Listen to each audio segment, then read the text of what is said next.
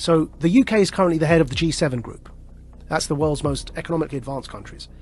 And the UK currently chairs the G7 group. Our Chancellor, who does our economy, called Chancellor of the Exchequer, his name's Rishi Sunak.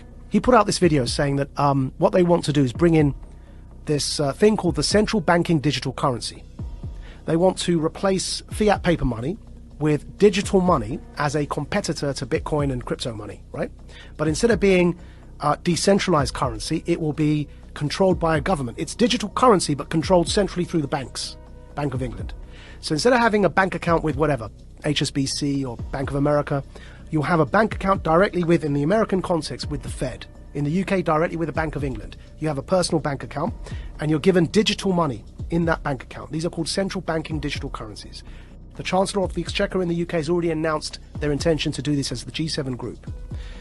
And these, if you look up... this sounds terrifying. If you look up the Telegraph newspaper... Central bank digital currency, is that the one down below? Digital currency should be programmable. See that one there? Yeah? Now, what they're doing is they're saying... You know, everyone knows that with inflation at over 5%, it's now 5.4%, right? Our fiat money, the paper money, is increasingly becoming worthless, and we're headed towards a big disaster. The Fed wants to raise interest rates. But we're in so much debt that if you raise interest rates, people are going to suffer because everyone, we're living on debt as Western economies. So they realize that this kind of the lifespan of paper money is fast coming to an end because of the 2008 economic crash in particular. So they're bringing in these central banking digital currencies. Why is that word programmable in there? So what they said in that article, and the Chancellor put a video out saying this as well, they've said that this money that you will earn from work, instead of having paper money, you have this digital money. It's programmable so that you can't buy certain foods, or if you do something that your employer doesn't like, it's all in that article. You won't be able to spend your money. In other words, it's not money. They're vouchers. They're like food vouchers. And they can be programmed so that, like the Chinese social credit system, that if you try and use them on a certain thing, it won't work. You say you want to buy a burger and they want you to buy bugs, which is one of the examples used. If you start to try and buy unhealthy meat, it just won't work. You tap your card, you can't buy the thing because you've met your quota that month of burgers. You have to buy something like a vegan meal. So it won't just be money in the sense of the way we have dollars or pounds today. Yeah. It'll be something that's controlled in terms of your ability to distribute it. Which is why I'm calling it a voucher. It's a coupon. But even a coupon, if you have a coupon to buy bread, you can still buy the bread. Yeah. Like, But you can't buy... See, that coupon to buy bread, what you can't do is buy a burger with that coupon. It's for bread. Right. Yeah? Right. Do you feel like you're sounding the alarm Yes. for people that don't understand what is going on? So here, I'll pull it up for you here, yeah? So there's the video. The group of the world's 7 most advanced economies, the G7, is launching a set of public policy principles for retail central bank digital currencies, CBDCs. Central bank digital currencies could be a digital version of money, a bit like a digital banknote that could be used alongside... Right, so that's the guy who runs our economy in the UK. His name's the Chancellor of the Exchequer. And here is the article. Bank of England tells ministers to intervene on digital currency programming, yeah? And here's a quote from the article. Digital cash could be programmed to ensure it is only spent on essentials or goods which an employer or government deems to be sensible. Holy shit. I'm going to take it one step further for you, Joe, right? So the checkpoint Charlie exists everywhere. They bring in digital banking, central banking digital currencies. You've got a scenario now that you're checking in and out everywhere you go using vouchers that are programmed, and you can only spend where you're told you can spend them. There's another word for that, man. That's called the Chinese social credit system.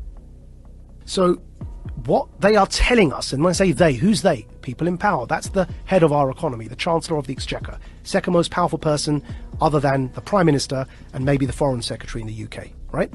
He's telling us, I just played it there for you, he's telling us that's what he, as the UK, the head of the G7, want to bring in for the G7. And if I'm speaking to you the way I'm speaking now, and my employer or government, you heard that in the quote directly, yeah, deems me as saying or doing something inappropriate, suddenly I can't actually pay to come here and speak to you anymore. My digital currency won't even pay for the ticket because it will be known that I'm coming to speak to you. Sorry, your vouchers don't allow you to purchase that ticket to go and speak to Joe. And this is where we get into the kind of censorship that we see in social media that is not... You can't have that kind of censorship with the First Amendment in normal discourse. But you can have that kind of censorship if you've developed a digital platform that distributes information, but it's a private company. Yeah. So think about what money is, where you can spend it on whatever you want, versus this digital currency, which is essentially controlled in a sense. Yeah. Like you have free speech on Twitter, but you really don't. Because if you go too far or you talk about something that they don't find appropriate, they'll just ban your account. That could be what we're looking at in terms of what we think of as free speech being social media platforms, could be what we think of as your free range ability to buy whatever you want with whatever money that you've earned. So what's going on here, right? What's going on here is, with this central banking digital currency, if you get to that situation where you end up with the Chinese social credit system in the West, why would anyone want to do that, right? I believe we're in a moment of the Gutenberg press. Go back to when the printing press was invented. Technology disrupts power structures. It always has. Printing and its invention was a new technology. What happened when they invented the printing press? The power structures, who up until that point were reading the Bible for you and were telling you that you've got to pay this priest X amount of favors and he'll forgive you your sins. And that became a bribery system, right? Which is what Martin Luther was so upset about when he pinned his thesis to the wall. The printing press disrupted that power dynamic because people could read the Bible for themselves. And they began realizing that the power structures were manipulating what was written to control people. Now, nobody in hindsight is going to argue that printing and its invention is a bad thing for humanity. But at the time, it led to war. It led to the 30 Years' War in Europe. Because it disrupted power so much that people began rising up, and it led to this 30-year period of war, which eventually led to the Reformation, and the rest is history, right? What's today's Gutenberg press? The internet.